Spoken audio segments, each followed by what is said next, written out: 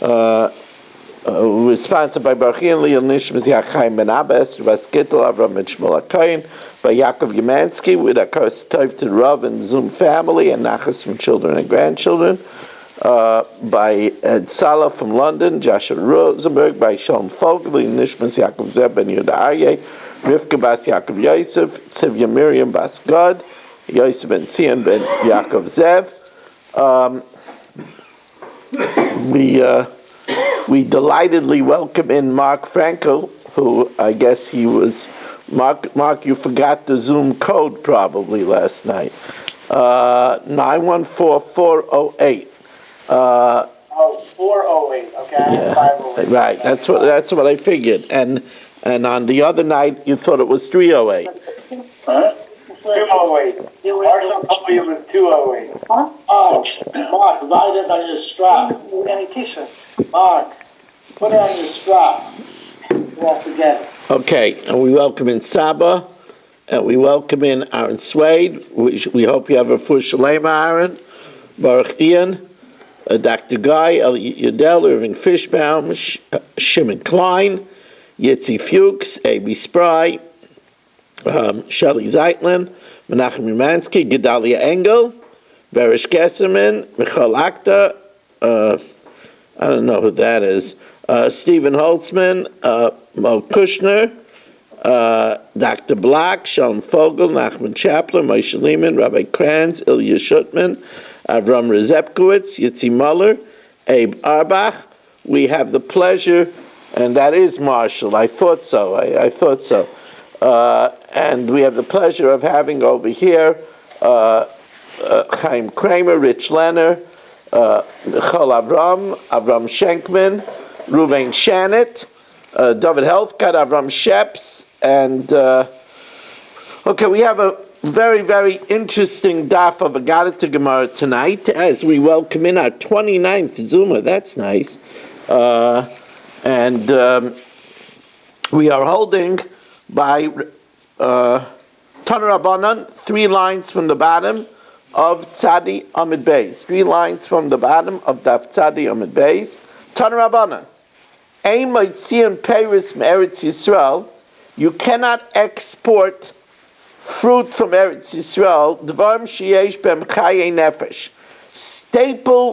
Staple goods, life staples, you're not allowed to export out of Eretz Yisrael. Like, for example, wine, oil, and flour. Rabbi Yehuda ben Meseira matir b'yayin. He permits it with wine. We're not so anxious to have too much wine, because if you have less wine, there's less immorality. Wine leads to all kinds of frivolous behavior. It's just like you're not supposed to export staples from Eretz Yisrael to Chutz La'aretz. You're also not allowed to export it even to Syria, which is the territory that was annexed by David HaMelech, Aram Sova, Aram Naharayim. Rebbe says you're allowed to export to these places if there is a bordering town inside Eretz Yisrael, they could export it to an area right outside in the annexed territories. And now we start the top of Daf Tzadik Aleph. Tzadik Aleph, as you know, is a very, very, very important gematria. Tzadik Aleph 91 is the gematria of Amen, which is 91. 91 is the gematria of the Shem Hashem of Aleph Daled Nun Yud. Aleph Daled Nun Yud is 65. So Aleph Daled Nun Yud plus 26, Yud Kei Vav Kei, is 91. Also, it's the gematria of Sukkah, is 91. It's the gematria of Malach, which is 91. So it's 91 is a very, very important gematria. And now, Tan Rabbanan, top line of Daf Tzadik Aleph Amud Aleph. Tan Rabbanan, ein mistakim be'eretz Yisrael. You cannot profit. Be'eretz Yisrael, b'dvarim sheyesh be'em chayei nefesh. You cannot profit with things that are staples of life, kigain yenoi shmonim uslasos, like wine, oil, and flour. Now, this means that that we want to cut out a middleman, because if you cut out a middleman, you'll have less of a markup. Now, this is only selling the raw material. Of course, you could have a middleman if somebody makes things with it. But the raw materials, we don't want to have a middleman so that the price should not be raised more.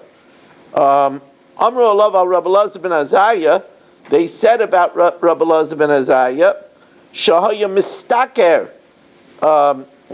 he did profit b'yayin u'b'shemen. Now, why did he profit with wine? Because he wasn't so excited that wine should be available to people. B'yayin savala Rabbi Yehuda, he held like Rabbi Yehuda that making wine available to everybody is not such a blessing. Wine gets people into a lot of trouble, and b'shemen, thank you, and b'shemen, and with oil, that's a different reason. B'shemen ba'asrei Rabbi Elazar ben Azariah, in the place of Rabbi Elazar ben Azariah, shchicha mishcha. There was no shortage of oil. Tan Rabbana, hey mistakrim pamayim bebayim. You don't do double profit with eggs. Now, what does that mean? So, Amar says the Gemara, Amir Mori bar Mori. So Mori bar Mori explained, Pligi bar Rav Shmuel, what does it mean you don't do double profit with eggs? Chad Amar al Chad Trey, the one that sells the eggs can't inflate the price double. Eggs are a staple. Baruch atah Adonai melech haolam, Baruch Shem kavod melech salam. I already made a shackle. Chad Amar al Chad Trey, since eggs are pretty much a staple, you shouldn't double the price. Now, Art Scroll brings down over here from the Tur in Choshen Mishpat, a very important rule from the Tur in Choshen Mishpat in Reish Lamed Aleph. The Choshen Mishpat says that there's 3 levels, that you're not supposed to raise the price, have a markup of more than a sixth. That's by staples like Yena Shmonim and Siltos, wine, oil, and flour. To mark up the price double, that's something that's less than a staple, like eggs. Now, there is not any limit on profit if it's not a necessity of life, and that would be something like a spice. Now,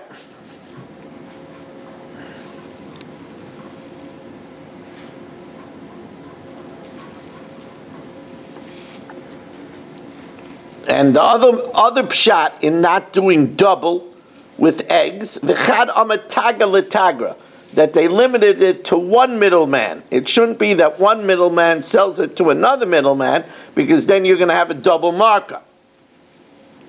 Tan Rabbanan. Now here, we have this in Masechtas Tanis, and it's really nice to see 30 Zoomers here this evening.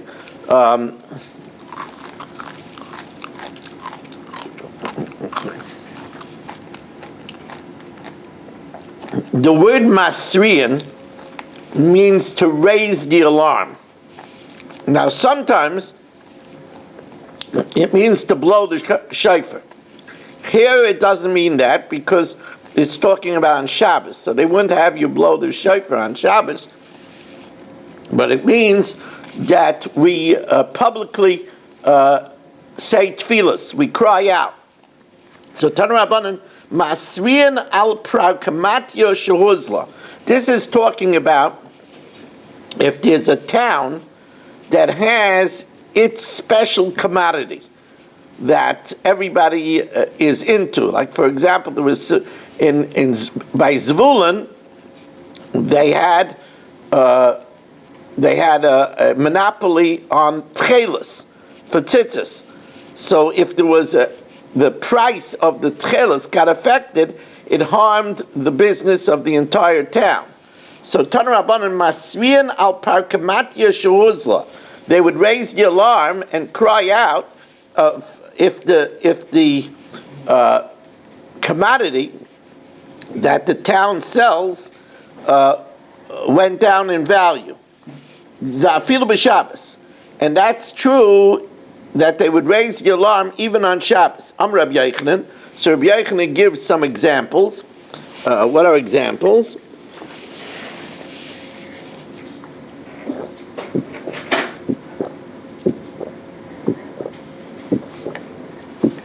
What are examples? Going clay pishtin, like for example, flax, linen in Bava, v'yayin v'shem be'eretz Yisrael, and wine and oil in Eretz Yisrael. Amar Rav Yosef v'hu dizol v'kam asara b'shita. That's talking about where it goes down from 10 to 6. In other words, it goes to 60% of the original value. Tanu Rabbanan, now we know that it's when a person lives in Eretz Yisrael, you're not supposed to leave Eretz Yisrael. You have to have a very good excuse once you're living in Eretz Yisrael to leave Eretz Yisrael. So Tanu Rabbanan, ein yotzim be'eretz l'chutz la'aretz.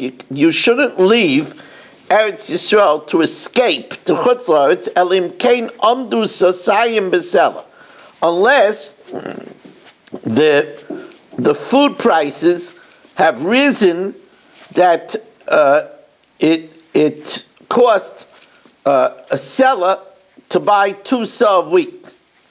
So now the Gemara says, even if the prices went up, even if the prices went up, you still don't leave Eretz Yisrael unless, even at that price, it's hard to find food. But if food is still available, then even if the price rose so high that you could only get a seah for a seller, lo yatsa, you shouldn't leave. So did Reb Shimon Yochai say, we know the great tragedy that Elimelech, the husband of Nami, went with the 2 sons, Machlon and Chilion, when there was a famine in Beis Lechem, and they went to the fields of Moab, and they all died there. Elimelech, Machlon, and Chilion all died there. So the Reb Shimon Yochai Aimer, Elimelech, Machlon, and Chilion, Gedolei Adar hayu. They were great leaders of their generation. Not only that, Uparnasei Adar hayu. They also supported the tzibur. They were great askanim. Why were they punished? They abandoned Eretz Yisrael. When Naomi and Ruth came back, everybody was making a tumult. But Tamarna Hazos Naomi? Is this Naomi? In other words, they left because they were afraid of the famine, and everybody in Eretz Yisrael survived the famine, and they who left died. Maya Azois Nami, Amr Reb Yitzchak, Amru Chazisem Nami, you see Nami, Sheyotzes Me'eretz L'chutz La'aretz, they abandoned Eretz Yisrael to flee to Chutz La'aretz, to the fields of Moab. Ma also look at the fate of those that abandoned Eretz Yisrael. V'amar Reb Yitzchak, Oisa Yom Shabbos Rus, when Rus arrived, Oisa Yom Shabbos Rus HaMoyavil Eretz Yisrael, who would eventually wed Boaz, Meisa Ishtoi Shel Boaz, the wife of Boaz died. V'hainu Dimra Yinshe, that's what people say, Ad Deloi Shachiv Shichva, before the deceased one dies, Kaima Manu Baisei.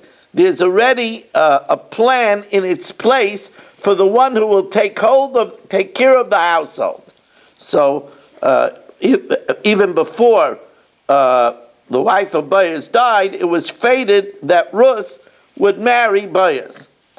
Amar Rabba bar Avuna Amar Rav, Iftzan ze Boaz, the great shofet, the great judge of Klal Yisrael, known as Iftzan, is one and the same of Boaz. Says the Gemara, Mike Bashmulan, what's the Chiddush? Ki idach the Rabba bar Avuna, Dam Rabba bar Avuna Amar Rav, Meya v'esrim mishtois also Boaz Labanov. Rabba bar Avuna said in the name of Rav that Boaz made 120 parties for his children. We will see that he married off 60 children, and for each he made 2 parties. One in the parents' home and one in the in-laws' home. So the Gemara tells us, Boaz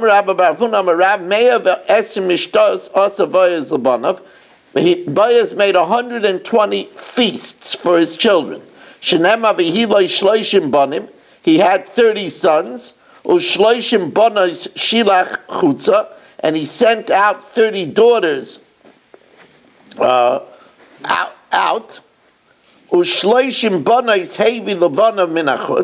And he brought 30 girls from the outside to his sons. So he married off 30 sons and 30 daughters. And he judged Klal Yisrael as a judge, that's Iftzan, 7 years. And for each of the children, also Shnei Mishtois, he made 2 feasts, Echad bebeis Aviv, one in the parents' home, Echad bebeis Chamav, and one in the in-laws' home. And to all of them, he didn't invite Manoach. Manoach was the future father of Shimshon, and at that point, Manoach was childless. Omar, Iftzan said to himself, Kudna akara, a barren mule, b'may parali. What will he repay me with? Now, of course, the Mefarshim say that Chas v'Shalom, the tzaddik Boaz was a great man. You know, and the name Boaz is Boaz. In him was great strength. Hashem oiz li'amo yitain. He was a very great man, Boaz. But he said, I don't want to invite Manoach because he's going to feel bad that there's no way that he could repay me. Right? Because I'm inviting him and he says he's childless, so he'll never be able to invite me back. So Tana, we learned in a Braisa, because Manoach felt bad, even though Boaz meant it righteously, but you still can't cause people pain. Tana v'kulon meisu b'chayav. All 60 children died in the lifetime of Boaz. V'hainu imrei inshay b'chayecha diyolat shitin. During your lifetime, that you have 60, shitin lamalech. What did you get from the 60? They all died. Ichbel v'oiled chad. Be persistent and have one more. The mishisin zaras, that will be better than all 60, because the one that he would have from Rus, who was named Ovid, would be the father of Yishai, the father of David, the father of Shlomo. This, of course, Reb Chaim Shmulevitz talks about this, that even if we didn't mean to cause someone pain, but causing someone pain in itself has deadly repercussions. Of course, Boaz meant it well, because he felt, I'm going to invite Manoach. Manoach is going to feel bad. He's going to feel bad that he has no way to repay me. It's going to make him feel bad. Still, it caused Manoach pain that he wasn't invited, and causing pain is dangerous even though your motivation was a good motivation. What? That's why all his children died. Yeah. It says, Sadiqim nish'ara ma'ayr. Righteous people are punished in a very strict way, not the way we're treated. Amar Rav Chanan bar Rava Amar Rav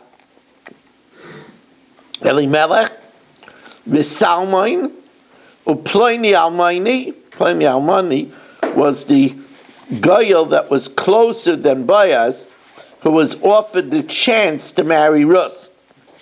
But Pliny Almighty was afraid because there were those that say that you can't even marry a female Moabite, so he gave up the chance. But Elimelech v'Salmon of Pliny Almighty v'Avi Naomi and the father of Naomi, Kulan b'nei Nachshon ben Aminadav. They were all the children of Nachshon ben Aminadav. You remember who Nachshon ben Aminadav was?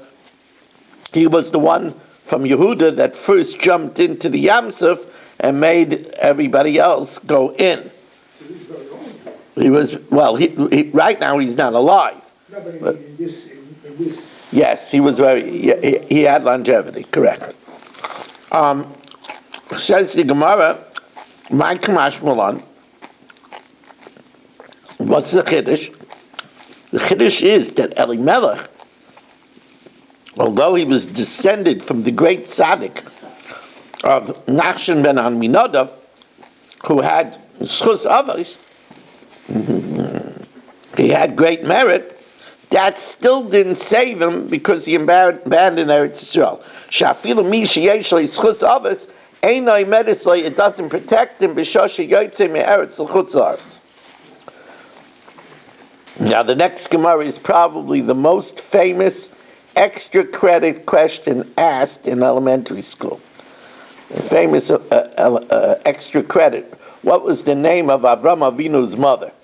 That's a famous extra credit question.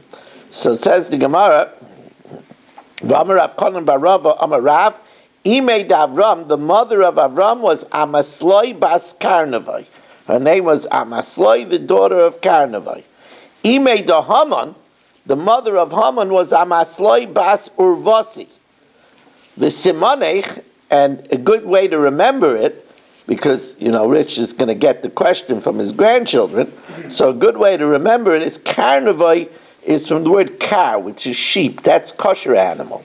While Urvasi, a raven, a crow, is a non-kosher bird.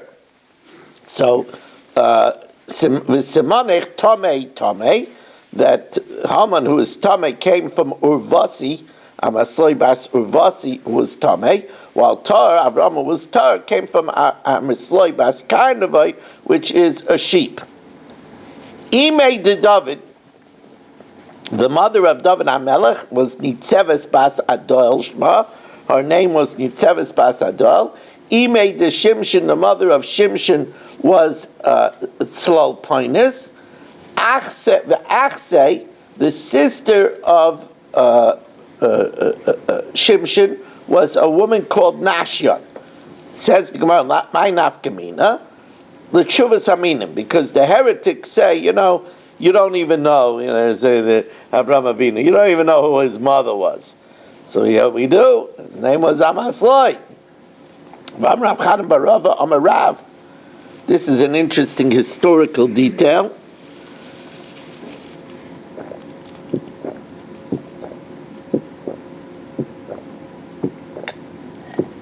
It's an interesting historical detail. Amar Avchanan bar Rava Amar Rav, Eser Shanim Nechbash Avram Avinu. Avram Avinu was in jail 10 years. In other words, he had a lot of distress fighting the pagan beliefs. He was called Avram HaIvri. That means Kol Ha'olam Ba'ever Echad. The whole world is on one side, and he was on the other side. Right? He stood against, but it didn't come easy. He was thrown into a furnace of fire, and he was incarcerated for 10 years. The Gemara tells us that Eser Shanim Nechbash Avram Avinu, Shalosh Bekusa, 3 in the city of Kusa, Vesheva Bekardu. This Kusa is in an area of Turkey. Kardu, they say, is what's today Kurdistan. 7 years in 7 years in Kusa and 3 years in Kardu. Rav Chisda, Ivra Zeira de Kusa, the city of Ivra the Small in Kusa, Zeu Ur Kasdim, that's the place of Ur Kasdim, where they threw Avram Avinu into the Kivshan Ha'esh. Now remember, Avram he had a hey added to his name. He was known as the Av Hamoim Goyim, the father of the multitude of nations. All the nations accepted after a while the greatness of Avram Avinu. And when Avram Avinu passed away, Amdu Kol Gedolei Umas Olam B'Shura. Here the Rishonim learn that unlike today, where the comforters stand in a line and the mourners pass through, in the olden days the mourners stood in the line and people passed by to give them condolences. So the Gemara says that all the leaders of the world, they were all in mourning. They all they all benefited from Avram and from his kindness. Amdu kol gedolei umas ha'olam b'shura. They all stood to accept comfort. V'amru, and they would say, Oy loy la'olam, woe to the world, she'ovad manhigo, that lost its leader. V'oy lo l'svina, woe to the ship, she'ovad brinta, who lost its captain. They realized that Avram Avinu was the captain of the world. Now it says in the pasuk that the Rebbeinu Shalom, it says in the pasuk v'misnasei l'chol l'rosh. Now this literally means that his elevation was over all the heads of state. However, we homiletically translate v'misnasei l'chol l'rosh, meaning that he elevates everyone to a chief position. In other words, any appointment, like a president, like a CEO, all those appointments are predetermined by Hashem.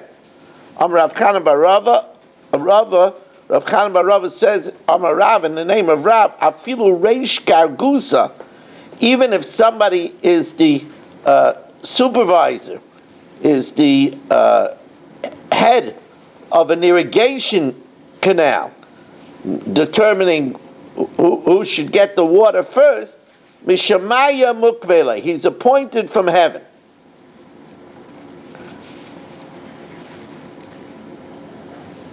Now, the Gemara now says another opinion, that chas v'shalom, a great man like Elimelech and Machlon Bechilyon, would forsake Eretz Yisrael. Amar Rav Chia bar Avin, Amar Rabbi Shimon Karcha, chas v'shalom, she'afilu matzah subin, even if bran would have been available, lo yatzu, they wouldn't abandon Eretz Yisrael. They left Eretz Yisrael because there was nothing. So then why were they punished? Why were they punished? They were punished for a completely different reason. And they were punished because they didn't pray enough for Klal Yisrael. Because they should have prayed for more mercy for their generation, and they didn't ask. This is, of course, very, very, very appropriate in our day and age. In our day and age, Klal Yisrael is suffering terribly, and the Rebbeinu Shalom is going to hold people accountable if we didn't pray for our people. As I said today, if you've seen pictures, there's fires all over Tzfas. Missiles hit Tzfas, and there's fires all over the place. As our people go through bombardment after bombardment and struggle after struggle, it's important for us to pray for them. And especially leaders, that it cost them their life because they didn't pray for Klal Yisrael. Shenemar. Now this is a very interesting pasuk in Yeshaya. It's the job of leaders to galvanize their people to pray. So the pasuk says, "Bizakek," when you shout, when you cry out that people should gather, then yatziluch kvutzaych, you'll be saved by the kinnis, by the gatherings that you made. But it's the jobs of leaders to incite the people to pray on behalf of Klal Yisrael in the Neis Tzara. Now, Amar Rabba Babachana Amar Rabbi Yochanan Lo Yishanu El Mois Bezul Uperis B'Yagir. The only time that we can't abandon Eretz Yisrael is only if the price is cheap, but the grain is expensive. But if people simply don't have money, then even if grain is available,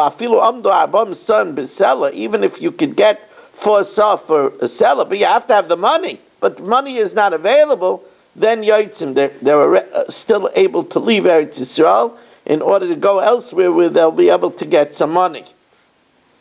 Rabbi Yochanan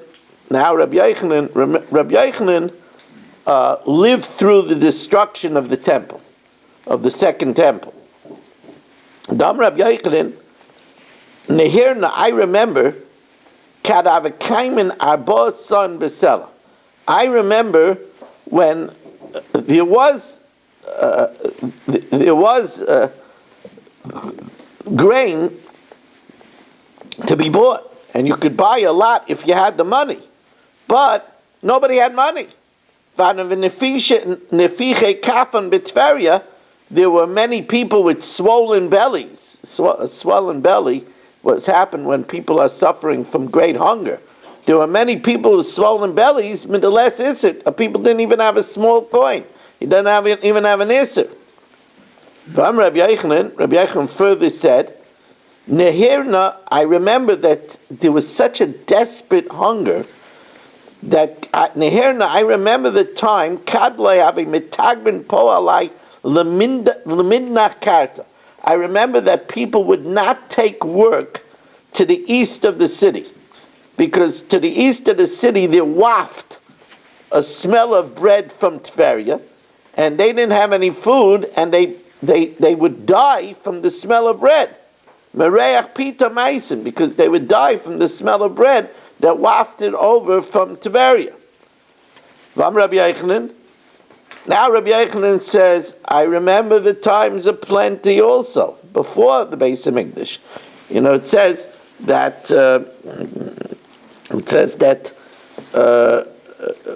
when the Beis Hamikdash was destroyed, the cream of the fruit was lost. The richness, the cream. We welcome in Shelley Zeitlin for our 31st Zoomer of the evening. Wow. That's nice. Shragi, it's good to have you also. There Shelley is. He's actually showing himself. Wow. That's like unbelievable. And Marshall is really concentrating. Don't let the background fool you. He's really in his house. He just has this background on his computer.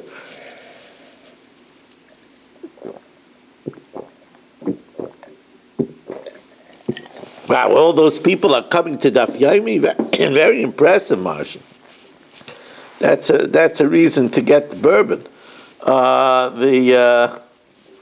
Just get them all Gemaras, Marshall, and you'll have a case of bourbon right away. Now, says the Gemara, another memory of Rabbi Yochanan. V'amar Rabbi Yochanan, Nahirna, I remember Kadav Botze Yenuka Charuva. I remember when a child cracked open a piece of baksa, v'avenogid chuta de divsha, and a thread of honey came out from each of the sides of the baksa, al train droi, and it flowed on his 2 arms. The fruit was so rich before the destruction of the temple. V'amar Rabbi Lazar, and Rabbi Lazar tells us, Neherna, I remember kadav notel urva bisra. If a crow picked up meat and it flew in the air, v'noged chuta de mishcha, a string of grease fell from the meat, merei shura, falling down from the top of a wall, that the raven was passing over, va'ad la'ara. In other words, because the animal grazed on the rich crops of Eretz Yisrael, the meat was so greasy that mamash schmaltz came down. I'm getting Richard hungry. Schmaltz came down. V'amar Rabbi Yochanan, nehirna, oh, it was a lot purer time. Nehirna, I remember Kadav Matailin Talya V'Talyosa B'Shuka. I remember when adolescent boys and girls would walk together in the market, Kabar Shit Esrei, Kabar Shev Esrei, 16 and 17, in the heat of their hormones, V'lo Yavachotin, and there was never a thought of sin between these boys and girls. V'amar Rabbi Yochanan Nahirna Kadav Imran Bei Midrasha. I also remember that they said in the Beis Midrash, Demoidei Lahain, those that admitted to the ways of the pagans, Nafal B'Yadein, would fall into their hands. And the Misrachetz Alein, and if they trusted their affairs in the hands of the pagans, delay Dilhain, that which is theirs, that which is the person who is trusting, Dilhain, got lost over to the pagans. Now, we know that Naomi's two sons, Machlon and Chilyon, they married Rus and Orpah in the fields of Moav, and they both died. So, Ksiv Machlon v'Chilyon, sometimes they were called, the sons of Naomi and Elimelech were called Machlon and Chilyon, but B'Ksiv they were also called Yoyesh v'Soraf. So Rav and Shmuel, so Machlokes Rav and Shmuel, Chanam Machlon v'Chilyon Shman, their names were Machlon and Chilyon, that was their proper names. And V'lama Nikra Shman Yoyesh v'Soraf. Why were they called Yoyesh and Soraf? Yoyesh and Nisyashu min Agula. They gave up hope of ever being redeemed and returning to Eretz Yisrael. That's why they married girls from the state Moav. And Soraf, Shenischayvu Sreifel Amakam, they deserved to be burnt by the Rabbeinu Shalom because they they didn't pray for Klal Yisrael, so they got the fate of those that suffered from famine. Those that suffered from famine, they had a burning sensation, so they deserved to be burnt. V'chad Amar, the other way around. Yoyesh v'Saraf Shman. The name was Yoyesh and Saraf. V'lama nikra Shman Machlon v'Chilyon. Machlon she'asu gufay chulun. They made their bodies profane by leaving Eretz Yisrael. V'Chilyon she'nischayev kliya lamakam. Like we already explained, they deserve to be destroyed because they didn't pray for their generation. Says the Gemara Tani, we learned in the Brisa. Commander Amar Machlon v'Chilyon Shman. We learned to the Brisa like the Man Yom that says their names were Machlon and Chilyon. The Tanya Maidich Siv, and here we have a lengthy pasuk that we're going to explain homiletically.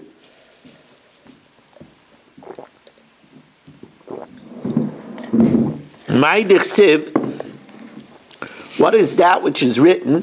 V'yokim. Now we'll see what Yokim means. V'anshe Choseva, and the men of Choseva, v'yoyesh v'saref, asher ba'alu l'mayav, they lived with women in Moav, v'yoshuvi lechem. Now we'll see that Yoshuvi lechem would refer to Rus, v'advarim atikim, and these are things that were prescribed already by the ancients. So now let's explain this pasuk homiletically.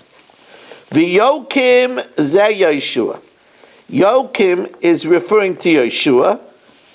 Now we know that the Torah said, like Sechaya Kol Neshama, that we should destroy everybody in Canaan. The Gevonim, they disguised themselves as people that came from far away, and they made a pact with Yeshua. Now, really, they were from the nations of Canaan. But since Yeshua made a pact with them, he honored it, and he didn't destroy them. So therefore, Yeshua is called Yoikim, Shehekim Shvua La'anshe Givain. He upheld his oath to the people of Givain, and he didn't destroy them. He honored the pact. Ziva, liars, Elu Anshe Givain. These are the people of Givain. Shekizvu b'Yeshua. They lied to Yeshua. The Yayish v'Sarif, who is Yayish and Sarif, Elu Makloin v'Chilyan, V'lama Nikra Shman Yayish v'Sarif, like we explained, why were they called Yayish and Sarif?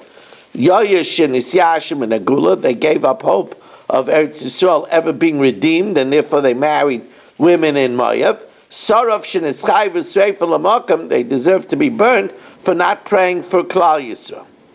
Asher Bo'alu L'Moav, they had relations with Moav. Shenasu Nashim Moavite, they married Moabite women, Rus and Arpa. V'Yeshuvi Lechem, oh, this is referring to the great woman, Rus Amayavia. Rus Amayavia, this is Rus, the former Moabite. Sheshava v'nidbeka b'beis Lechem Yehuda. She returned with Nami and cleaved and became a Gioris and cleaved to Beis Lechem in Yehuda. V'advar matikim, and these are ancient matters. The Gemara says, Dvar malalu atik yomaya amron. These matters were already forecasted, were already said by the ancient one, the Rabbeinu Shalom, because it says in the Torah of Dichsiv Matzasi David Avdi, I found David my servant. Where did Hashem find him? Uksiv Shnei Banecha Hanimtzois. Lot was told, take with you the two daughters that are found. So the Gzeira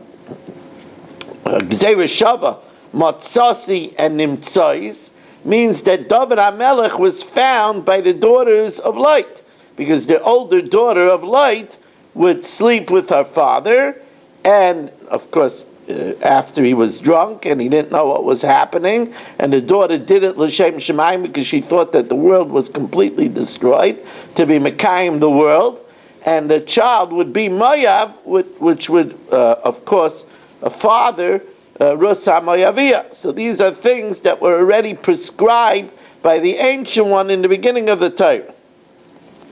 Hema hayotzrim, they are the ones that make pots. V'yoyshvei netam, those that dwell in orchards. Ugedeira, and fences. Im hamelech b'melachtoi, with the king in his work. Yashvu sham, they dwelled there. So again, we have to homiletically take this pasuk apart, dissect this pasuk. What does it mean? So the Gemara says as follows: Hema yotzrim, these are the ones that make pots. There was a great man, Yoinadav, who committed himself that he wouldn't drink wine and wouldn't plant vineyards and live very simply because of the forecast of the destruction of the temple. And he administered an oath to his children that they should also live very simply. So, Hayotzim, Elu b'nei Yoinadav ben Rachav, these are the children of Yoinadav, the son of Rachav. Shenotzru shvuas avim, they kept the oath of their father, and they didn't drink wine, and they didn't plant vineyards. Yoshvei nitaim, those that dwelled in the orchards. Zeh shloimai, shedaima l'netia b'malchusai. In his kingdom, he flourished, and it grew and grew like a sapling. Ugedeira, fences, Zu Sanhedrin, this refers to the Supreme Court by Klal Yisrael, Shegodru Pirtzoseim Shel Yisrael, that with their control and with their decrees, they fenced in the breaches of Klal Yisrael. Im HaMelech b'malachta yoshvu sham, together with the king in his work, sat there. This is Zu Rus HaMaviyah. This is Rus HaMaviyah that enjoyed to be the matriarch of royalty. Zu Rus HaMaviyah, Sherasa b'malchus shleimai, ben benoi shel ben benah. She sat together with the king. She merited to see the grandson of her grandson, because Rus's child was Oved. Oved had Yishai, so Yishai was her grandson, and Yishai's son was David, and David's son was Shloimeh. So Rus merited to be by the grandson of her grandson. In other words, a great, great grandchild. Shloimeh put a throne for the mother of the king. This means the mother of all Jewish royalty, Rus HaMaviyah.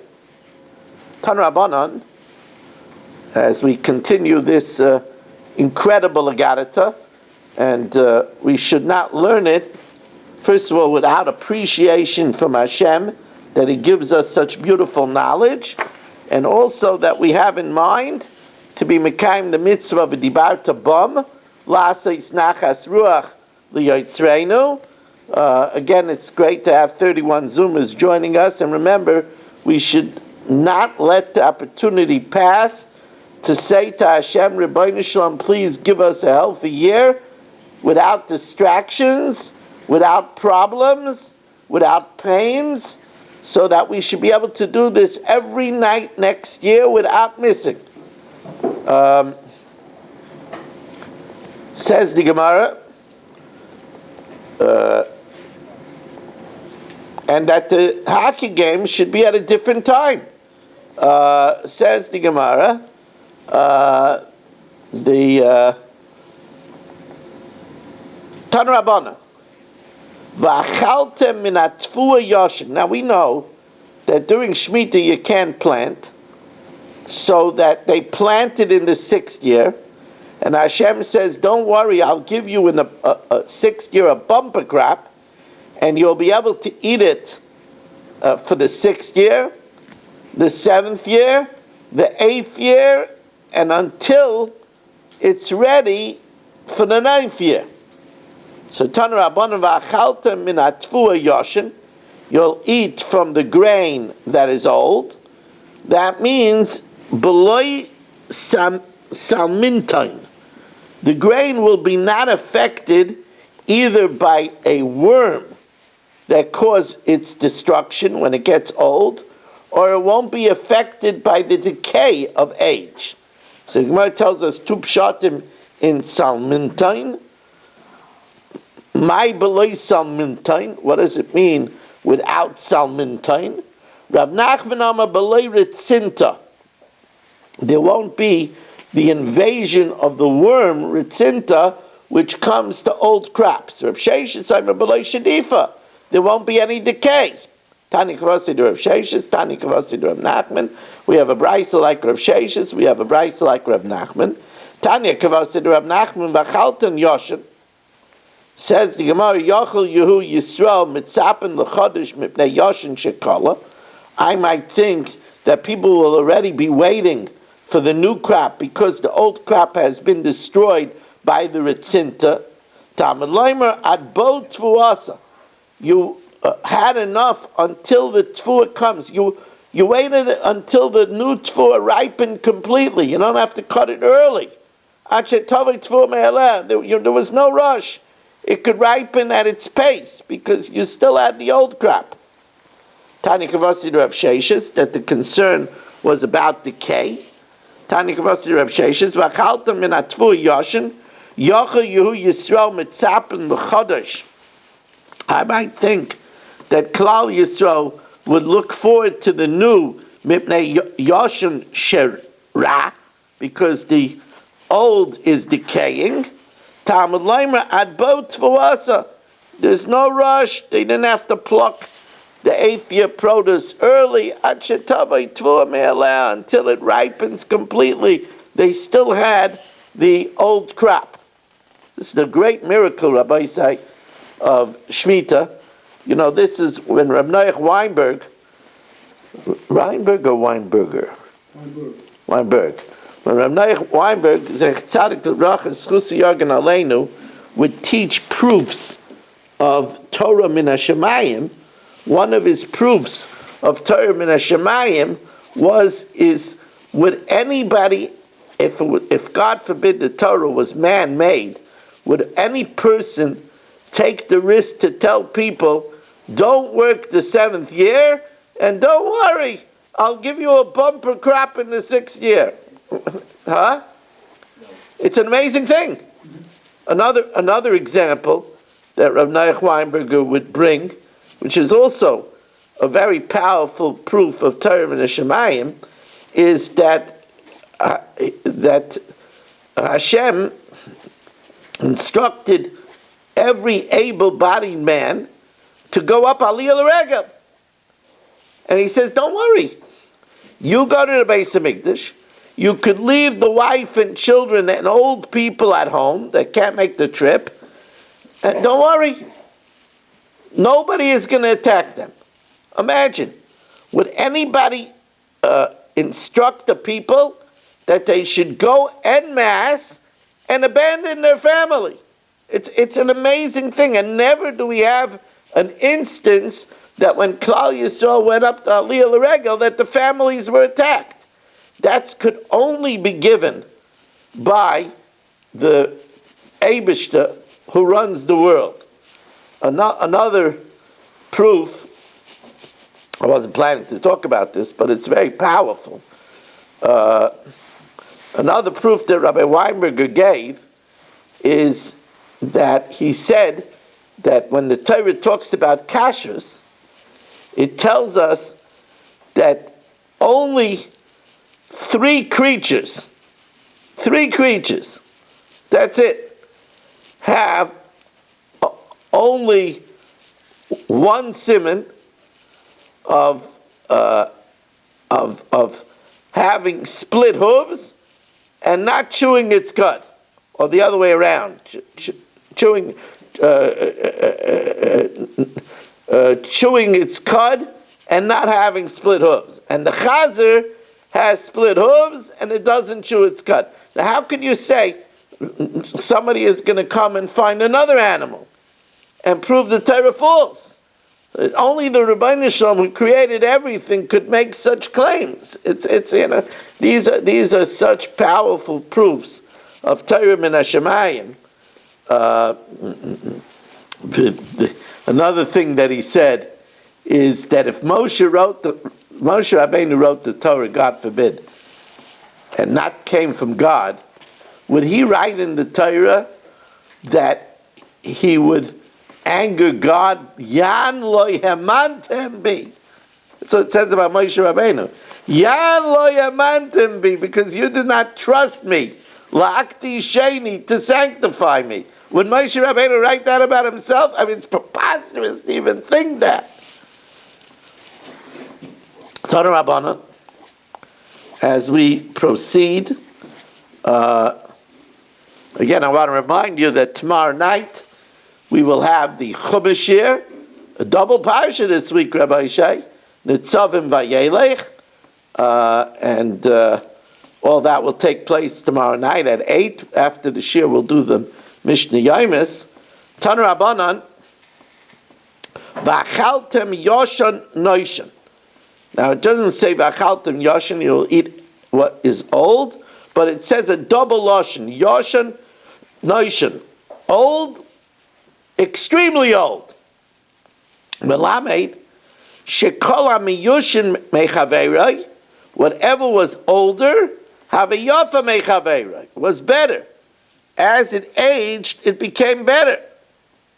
Now, even when the new crop was ready, they wanted the old crop. Now, I only know this to be things that it's normal to age. Dvarim she'ein darkon liyashnon minayin.